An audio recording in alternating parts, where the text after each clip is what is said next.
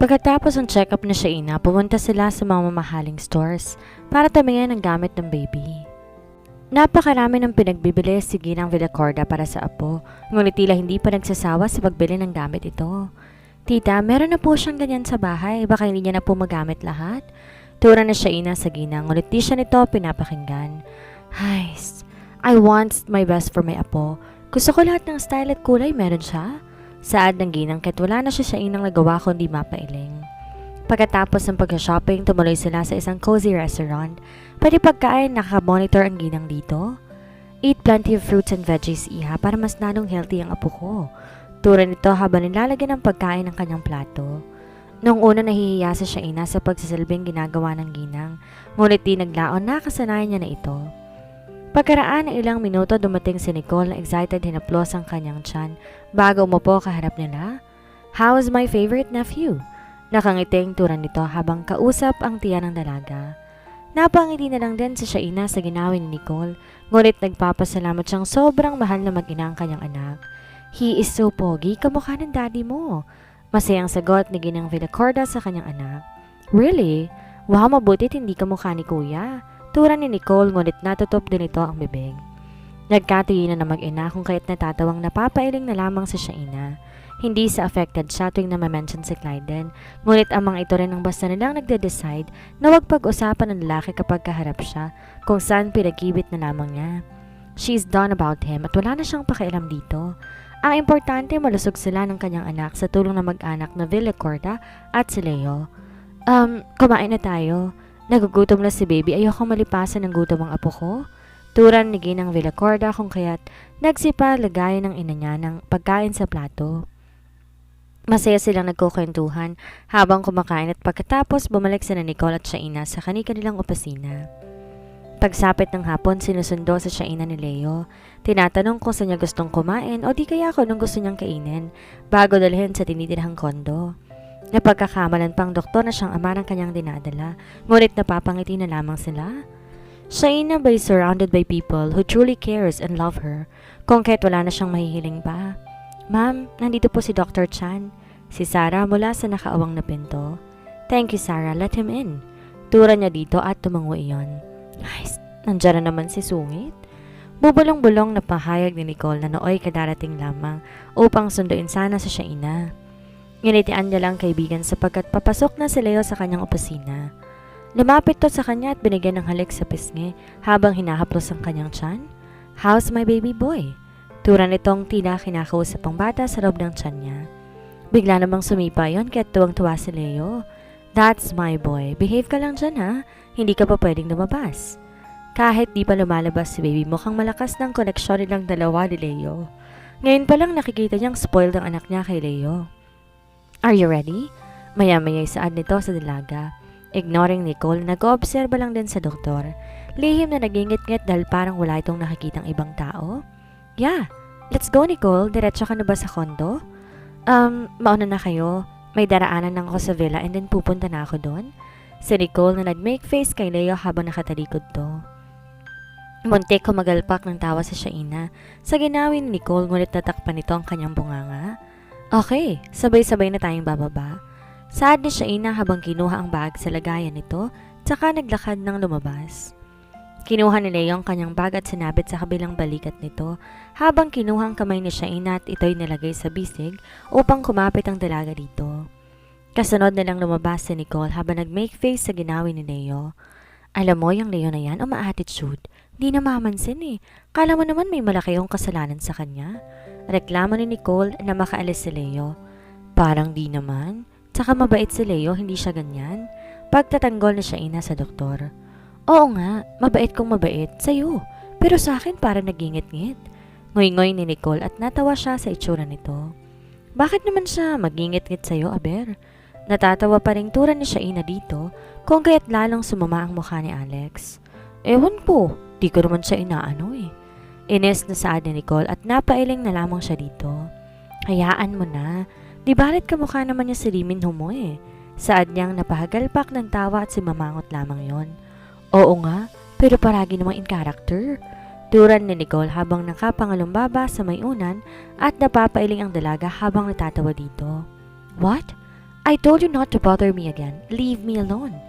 Halos nagitngit si Samantha habang may kausap sa kanyang telepono. Kadarating lang ni Clyden mula sa meeting at di siya nito na malayang dumating. If you want your child to be born, stop pestering me and shut up. Don't call me again, bastard. Galit na sigaw ni Samantha sa kausap. Pagkatapos gigil na pinatay ang hawak na telepono. Nasapon itong ulo at talatang hindi mapakali pagkatapos. Binalik niya ang hawak na telepono sa may lagayan, ngunit bigla tong namutla na parang ibinababad sa sukang mukha na makita si Clyden habang nakatayo sa may pinto. Agad siyang lumapit dito.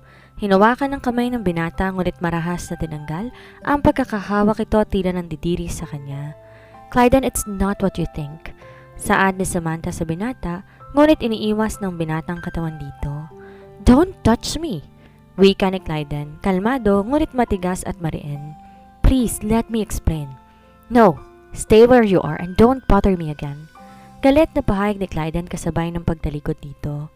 Malalaki ang hakbang na tinungo ang study room. Sa galit, pinaghahampas at pinagsusuntok lahat ng bagay sa loob at walang pake kung magkandasugat ang kanyang kamay. All this time, akala niya, anak niyang dinadala ni Samantha, ngunit niloko siya nito. Lahat tinalikuran niya para sa bata pero hindi pala sa kanya to. Gusto niyang sumigaw, magmura, manakit.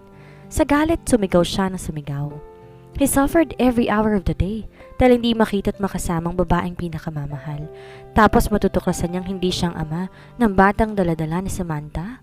Bullshit! Kung pwede niya lang saktan si Sam, kanina pa to nawala ng hininga sa kanyang mga kamao. Nang mapagod sa pagwawala, napaupo si Clyden sa gilid. Sirandal ang ulo sa wall at pinikit ang mga mata. Maya-maya'y nag-uunhang bumagsak ang kanyang mga luha. Yumugyog ang kanyang balikat, tanda ng na pagkaiyak. After 6 months, Ma'am, may emergency meeting po ang lahat ng heads of directors sa conference po with the current CEO. Pagbibigay alam ni Sarah. Nang pumasok sila sa loob ng kanyang opisina, nagtaka si Shaina sapagkat wala namang nasabi si Nicole sa kanya. Ito lang ang kasalukuyan. Na CEO sa A&B dahil dumadaan ng medication ng dating CEO na si Mr. Valiente. Ngayon na ba? Turan ni Shaina habang tumingin sa kanyang relong pambisig. Yes ma'am, as in ngayon na po. Sagot ni Sarah at tumangutango siya. Okay, papunta na. Thank you Sarah. Saad niya sa kanyang secretary at nagbaw yon bago lumabas sa kanyang opisina. Nag-retouch ng kaunti sa Shaina at pagkatapos, kinuha ang navy blue blazer na nakapatong sa likod ng swivel chair, pinatong sa kulay puting dress, saka nagmamadaling tinungo ang elevator. Tumungo sa 15th floor kung saan naroon ang conference room ng A&B. Pagdating ni Shaina sa conference room, naroon na rin ang heads ng kumpanya, maging ang mga katulad niyang direktor habang clueless ang mukha kumpara sa ng emergency meeting with the CEO. Pagkatapos ng ilang minuto, biglang tumahimik ang paligid nang bumukas ang pintuan ng conference room at isa-isang natutop ang mga labi na makita kung sinong pumasok dito. Tumuloy yon sa center ng conference table at tumayo. Si Shaina naman hindi napansin kung sinong pumasok sapagkat kasalukuyan niyang sinasagot ang text ni Leo. Nang tumayo ang kanyang mga kasama, nakikitayo siya, ngunit ang kanyang atensyon nasa cellphone niya. Pagkasend ng kanyang reply, ipinatong niya sa mesa ang cellphone. Tinoon ang atensyon sa center table, ngunit halos lumaki ang kanyang mga mata pagkakita kay Clyden na naoy nakatuon ang mga mata sa kanya. Naparunok si Shaina, ngunit bigla sumipa ang kanyang anak. Kung kaya't napatingin siya sa kanyang tiyan at pasimpleng pinatong ang mga kamay dito. Thank you for your immediate response, ladies and gentlemen. You may sit. Turan ni Clyden sa mga ito kung kaya't isa-isa nagsiupuan ng mga kasama. Before we start, I would like to inform everyone that from now on, I will be the officer in charge of A&B until CEO Valiente gets better. Saad nito at tumango-tango ang lahat. Pagkatapos ng kanyang introduction, agad pumunta sa agenda at isa dito ang paghingi ng updated reports sa bawat department. Na matapos isa-isang nagsilabasan ng mga kasali sa meeting, maging sa Shaina na nakasabay ding lumabas na di man lang tinapunan ng tingin si Clyden bago lumabas. Para kasi siyang biglang nanghina at sobrang likot ng kanyang baby kung gusto niya nang makarating sa kanyang office at magkulong. Pagpasok niya sa opisina, agad siyang tumungga ng tubig. Umupo sa kanyang swivel chair at pumikit. Wala na siyang pakialam kay Clyden ngunit tila hindi siya ready sa biglaan nitong pagpapakita. Hiling niya mas mabuting hindi na to bumalik at nagpakita pa. Huminga siya na malalim, hinimasimas ang kanyang tiyan. Ramdam siguro ng anak niya na hindi siya komportable kung kaya't panay ang galaw nito. Ngunit sa pamamagitan ng pagkaplos niya sa tiyan, mukha namang tumigil yon. Magkaganon man, pilit niyang ifinoko sa trabaho ang kanyang isip. Kinuha ang mga report sa kanyang harap at tinutok ang ulo dito. "Ma'am!" Pukaw ni Sarah sa dalaga, ngunit pag-angat niya ng mukha siyang pagpasok ni Clyden. Parang bigla siyang pinagpawisan ng malapot, ngunit kinampos ang sarili. Na magtamang kanilang mata, ngunit siya na parang walang nangyari. "Yes, Mr. Villacorda, what can I do for you?" Wika ni Shaina habang nilalaro-laro ang hawak na sign pen. "I need your report right now." Tura ng binata habang di mabasa ng dalaga kung anong emosyong nakapinta sa mukha nito. "Oh, sure. My secretary has compiled the latest report. Pwede po bang isunod na lamang sa inyong opisina, sir?" Turan niya rito ngunit tumitig sa kanya na mariin ang binata. "Is that mine?" Maya-may walang kaabog-abog na turan ni Clyden habang nakatingin sa kanyang tiyan. "Come again, sir?"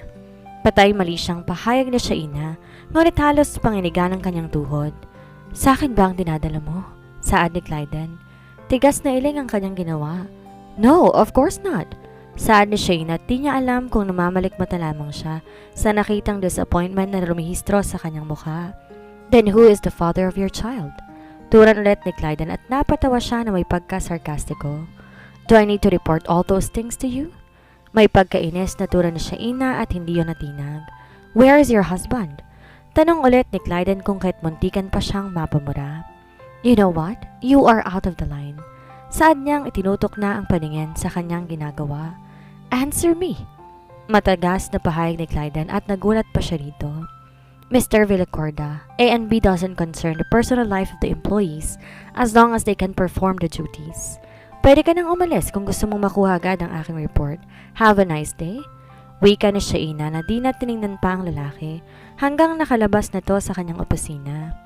Pagkaalis ni Clyden, pinasunod ni Shaina kay Sarah ang kanilang latest report, ngunit pagbalik nito ay dala-dala din ang mga dokumento. Habang mangiyak-ngiyak, "Why?" Concern niyang pahayag dahil sa itsura nito. "Ma'am, hindi daw po ito ang kailangan niya, yung updated daw po."